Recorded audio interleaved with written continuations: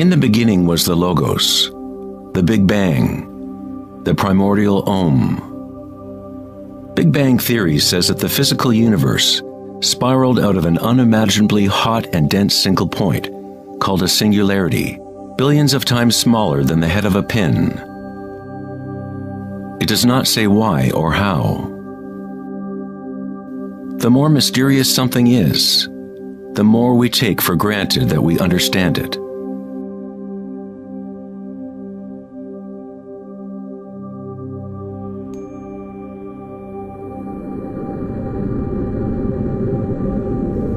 It was thought that eventually gravity would either slow the expansion or contract the universe in a big crunch. However, images from the Hubble Space Telescope show that the universe's expansion seems to be actually accelerating, expanding faster and faster as it grows out of the Big Bang. Somehow, there is more mass in the universe than physics predicted. To account for the missing mass, physicists now say that the universe consists of only 4% atomic matter, or what we consider normal matter. 23% of the universe is dark matter, and 73% is dark energy, what we previously thought of as empty space. It is like an invisible nervous system that runs throughout the universe, connecting all things.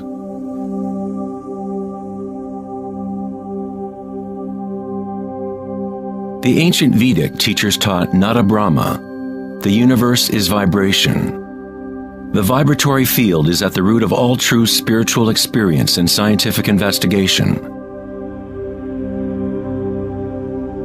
It is the same field of energy that saints, Buddhas, yogis, mystics, priests, shamans, and seers have observed by looking within themselves. It has been called Akasha, the primordial Om, Indra's net of jewels, the music of the spheres, and 1,000 other names throughout history.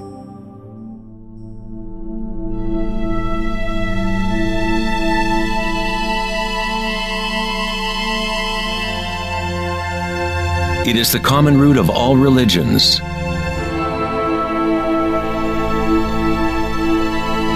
and the link between our inner worlds and our outer worlds.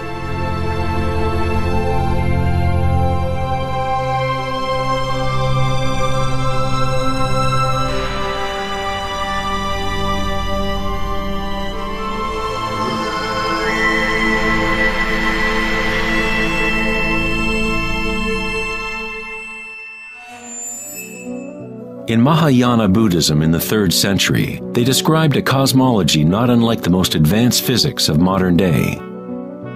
Indra's net of jewels is a metaphor used to describe a much older Vedic teaching, which illustrates the way the fabric of the universe is woven together. Indra, the king of the gods, gave birth to the sun and moves the winds and the waters. Imagine a spider web that extends into all dimensions. The web is made up of dewdrops, and every drop contains the reflection of all the other water drops. And in each reflected dewdrop, you will find the reflections of all the other droplets. The entire web in that reflection, and so on to infinity. Indra's web could be described as a holographic universe, where even the smallest stream of light contains the complete pattern of the whole.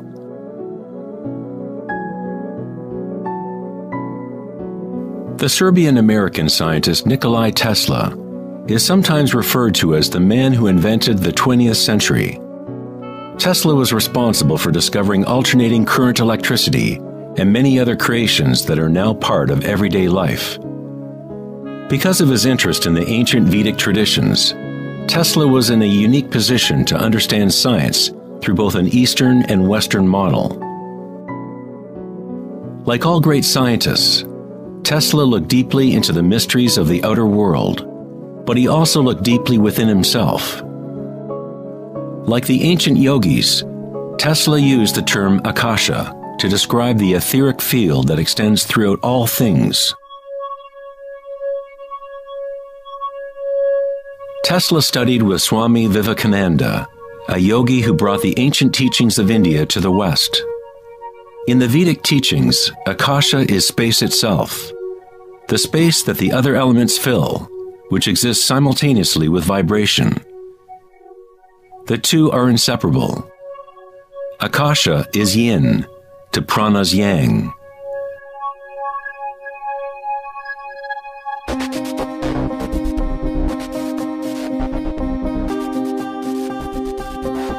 A modern concept that can help us to conceptualize akasha, or the primary substance, is the idea of fractals. It wasn't until the 1980s that advances in computers allowed us to actually visualize and reproduce mathematically the patterns in nature.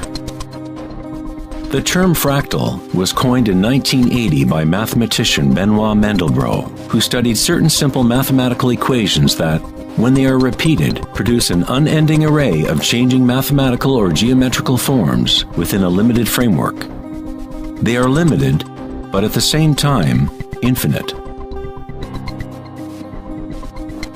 A fractal is a rough geometric shape that can be split into parts, each of which is at least approximately a reduced size copy of the whole pattern, a property called self-similarity. Mandelbrot's fractals have been called the thumbprint of God.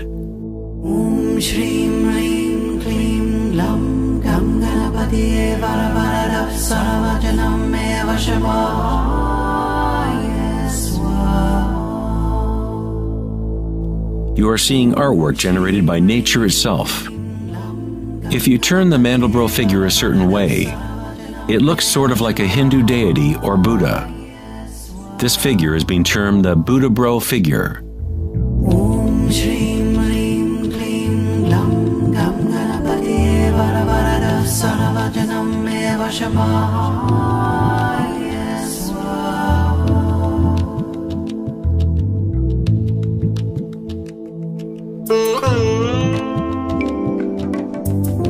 If you look at some forms of ancient art and architecture, you will see that humans have long associated beauty and the sacred with fractal patterns.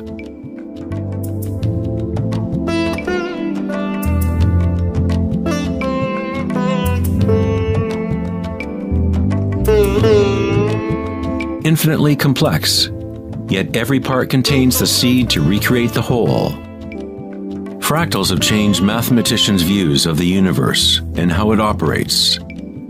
With each new level of magnification, there are differences from the original.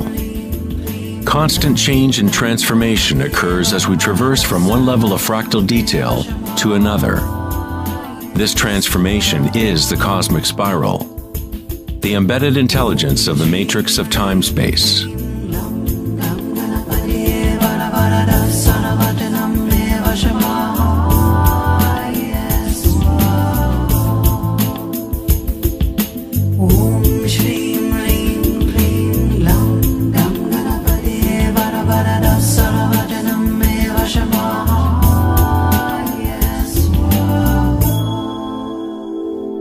Fractals are inherently chaotic, full of noise and order. When our minds recognize or define a pattern, we focus on it, as if it is a thing. We try to find the patterns we see as beautiful, but in order to hold the pattern in our minds, we must push away the rest of the fractal.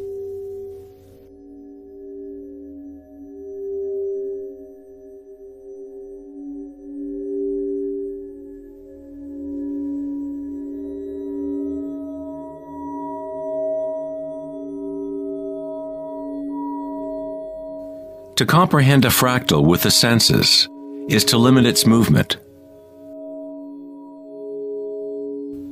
All energy in the universe is neutral, timeless, dimensionless. Our own creativity and capacity for pattern recognition is the link between the microcosm and macrocosm, the timeless world of waves and the solid world of things. Observation is an act of creation through limitations inherent in thinking. We are creating the illusion of solidity, of things by labeling, by naming. The philosopher Kierkegaard said, "If you name me, you negate me." By giving me a name, a label, you negate all of the other things I could possibly be. You lock the particle into being a thing by pinning it down, naming it. But at the same time, you are creating it, defining it to exist. Creativity is our highest nature. With the creation of things comes time, which is what creates the illusion of solidity.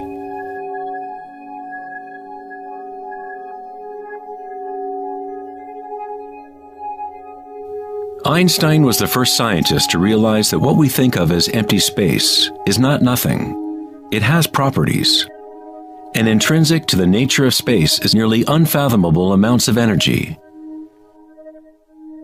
The renowned physicist Richard Feynman once said, "There is enough energy in a single cubic meter of space to boil all the oceans in the world."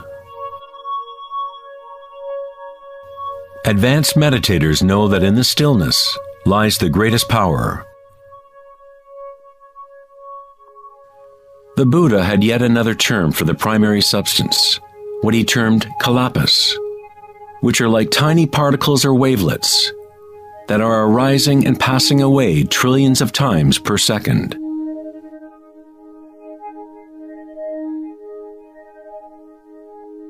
Reality is, in this sense, like a series of frames in a holographic film camera, moving quickly so as to create the illusion of continuity. When consciousness becomes perfectly still, the illusion is understood, because it is consciousness itself that drives the illusion.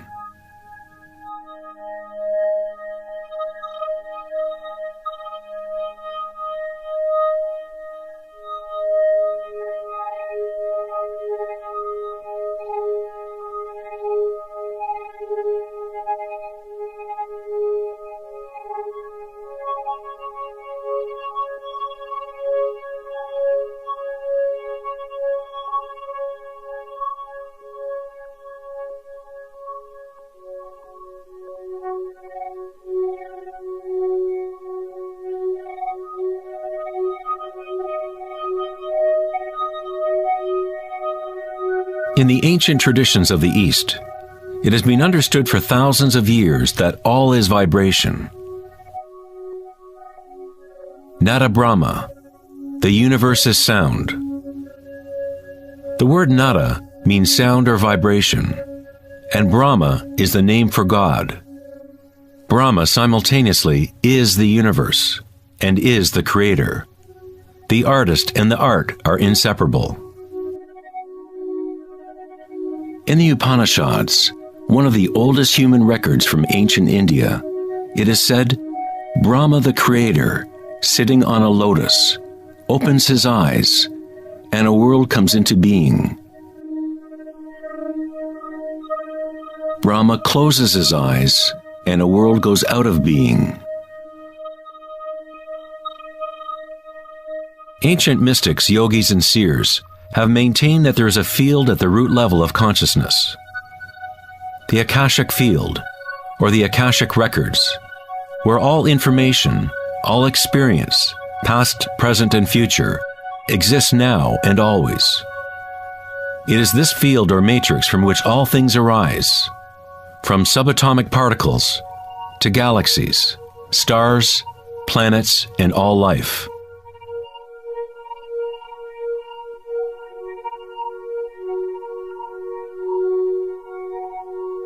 You never see anything in its totality, because it is made up of layer upon layer of vibration, and it is constantly changing, exchanging information with Akasha.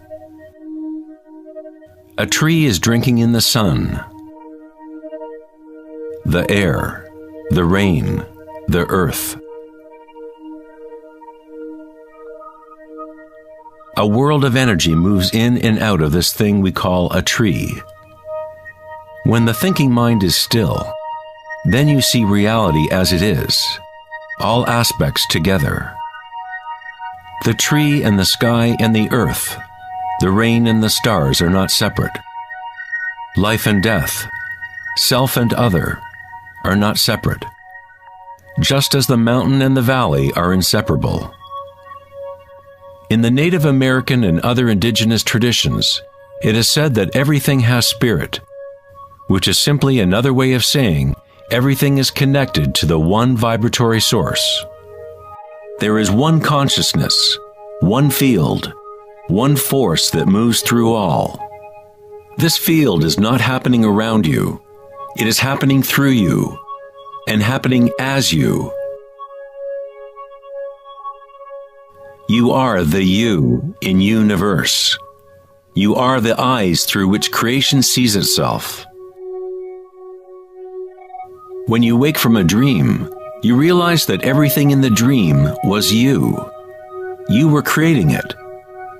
So-called real life is no different. Everyone, everything is you. The one consciousness looking out of every eye. Under every rock.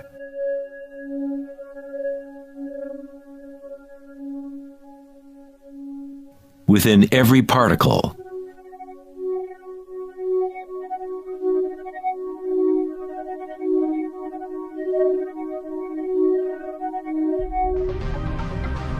International researchers at CERN, the European Laboratory for Particle Physics, are searching for this field that extends throughout all things. But instead of looking within, they look to the outer physical world. Researchers at the CERN laboratory in Geneva, Switzerland, announced that they had found the Higgs boson, or the God particle. The Higgs boson experiments prove scientifically that an invisible energy field fills the vacuum of space. CERN's Large Hadron Collider consists of a ring 17 miles in circumference, in which two beams of particles race in opposite directions, converging and smashing together at nearly the speed of light. Scientists observe what comes out of the violent collisions. The standard model cannot account for how particles get their mass. Everything appears to be made of vibration, but there is no thing being vibrated. It is as if there has been an invisible dancer, a shadow, dancing hidden in the ballet of the universe. All the other dancers have always danced around this hidden dancer. We have observed the choreography of the dance, but until now we could not see that dancer.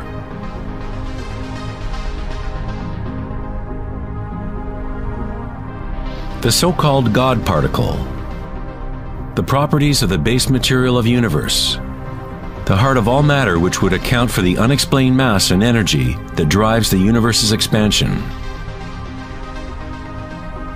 But far from explaining the nature of the universe, the discovery of the Higgs boson simply presents an even greater mystery, revealing a universe that is more mysterious than we ever imagined. Science is approaching the threshold between consciousness and matter. The eye with which we look at the primordial field and the eye with which the field looks at us are one and the same.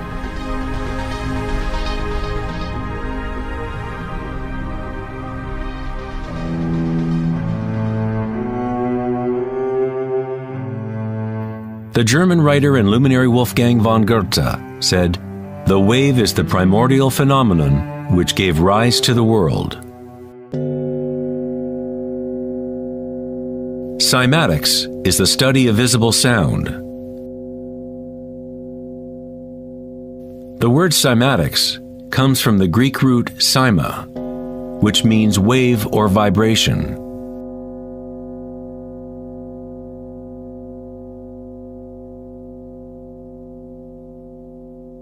One of the first Western scientists to seriously study wave phenomena was Ernst Chladni, a German musician and physicist who lived in the 18th century.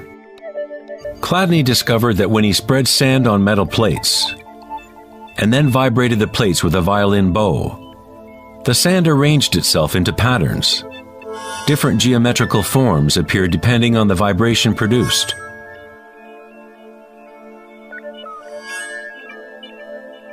Chladni recorded an entire catalog of these shapes, and they are referred to as Chladni figures.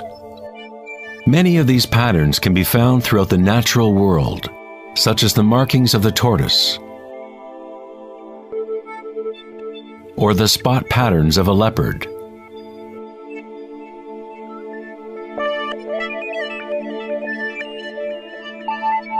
Studying Chladni patterns or cymatic patterns is one secret way in which high-end guitar, violin, and other instrument makers determine the sound qualities of the instruments they make.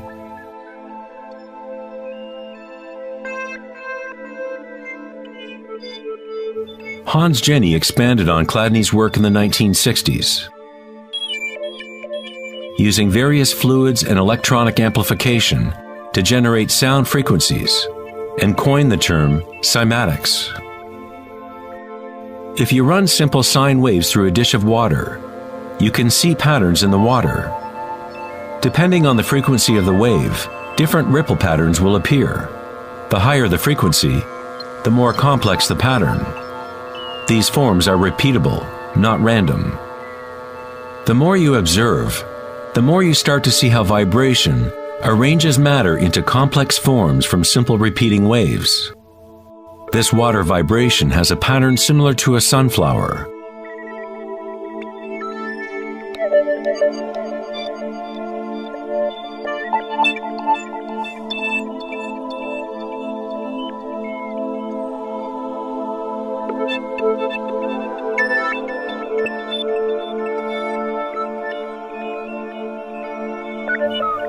Simply by changing the sound frequency, we get a different pattern.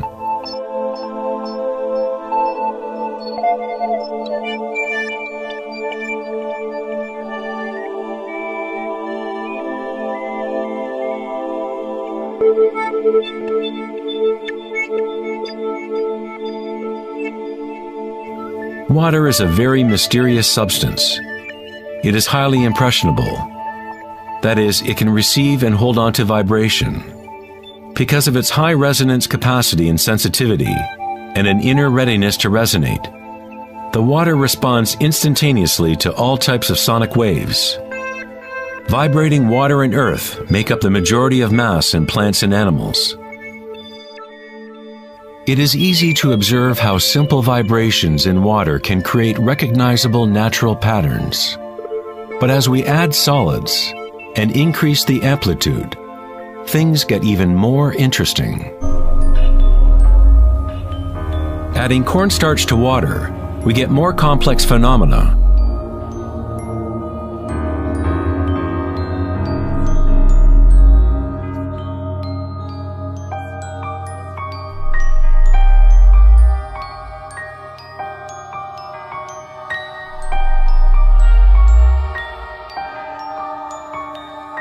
Perhaps the principles of life itself can be observed as vibrations move the cornstarch blob into what appears to be a moving organism.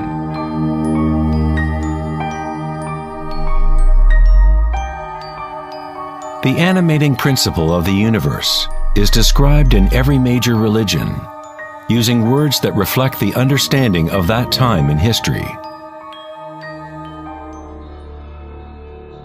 In the language of the Incas, the largest empire in pre-Columbian America, the word for human body is Alpa Camasca, which means literally, animated earth. In Kabbalah, or Jewish mysticism, they talk about the divine name of God, the name that cannot be spoken. It cannot be spoken because it is a vibration that is everywhere. It is all words, all matter. Everything is the sacred word. The tetrahedron is the simplest shape that can exist in 3 dimensions. Something must have at least 4 points to have physical reality. The triangle structure is nature's only self-stabilizing pattern. In the Old Testament, the word tetragrammaton was often used to represent a certain manifestation of God. It was used when talking about the Word of God, or the special name of God, Logos or primordial Word.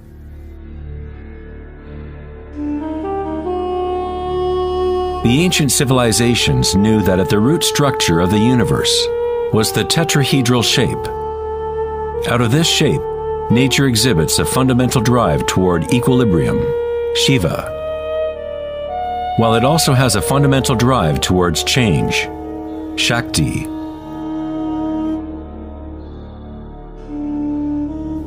In the Bible, the Gospel of John usually reads, "In the beginning was the Word," but in the original text, the term used was logos.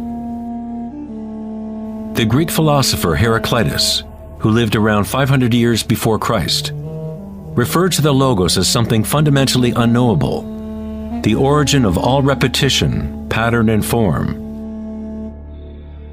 The Stoic philosophers who followed the teachings of Heraclitus identified the term with the divine animating principle pervading the universe.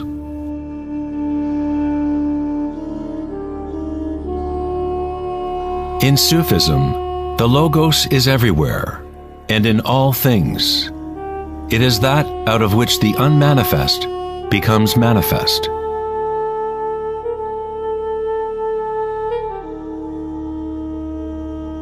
In the Hindu tradition, Shiva Nataraja literally means Lord of the Dance. The whole cosmos dances to Shiva's drum. All is imbued or ensouled with the pulsation. Only as long as Shiva is dancing can the world continue to evolve and change. Otherwise, it collapses back into nothingness.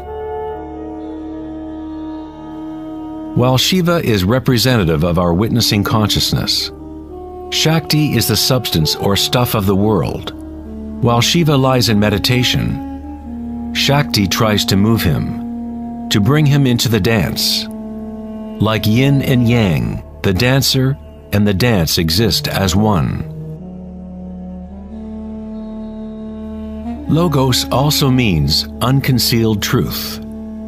He who knows the Logos knows the truth. Many layers of concealment exist in the human world, as Akasha has been swirled into complex structures, concealing the source from itself. Like a divine game of hide and seek, we have been hiding for thousands of years, eventually forgetting about the game completely. We somehow forgot that there was anything to find. In Buddhism, one is taught to directly perceive the Logos, the field of change, or impermanence within oneself through meditation. When you observe your inner world, you observe subtler and subtler sensations and energies as the mind becomes more concentrated and focused. Through the direct realization of anicca, or impermanence at the root level of sensation, one becomes free of attachment to transient external forms. Once we realize there is one vibratory field that is the common root of all religions, how can we say, my religion, or this is my primordial Om, my quantum field?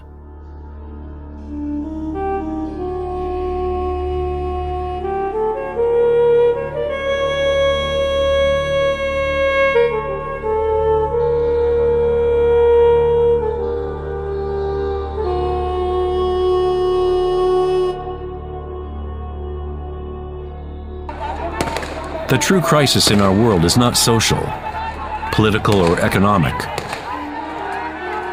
Our crisis is a crisis of consciousness, an inability to directly experience our true nature,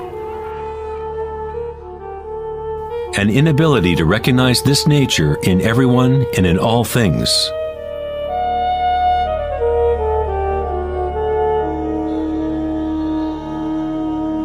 In the Buddhist tradition, the Bodhisattva is a person with an awakened Buddha nature. A Bodhisattva vows to help to awaken every being in the universe, realizing that there is only one consciousness. To awaken one's true self, one must awaken all beings.